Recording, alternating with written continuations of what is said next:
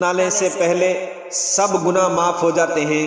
حضرت عمر بن عاص رضی اللہ تعالیٰ عنہ سے روایت ہے کہ جب اللہ تعالیٰ نے اسلام لانے کا خیال میرے دل میں ڈالا تو میں رسول اللہ صلی اللہ علیہ وسلم کی خدمت میں حاضر ہوا اور میں نے عرض کیا اپنا ہاتھ آگے بڑھائیے تاکہ میں آپ سے بیعت کروں۔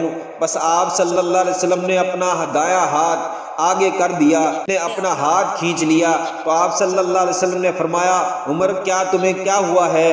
کیا یعنی تم نے اپنا ہاتھ کیوں کھینچ لیا ہے؟ میں نے عرض کیا میں ایک شرط لگانا چاہتا ہوں۔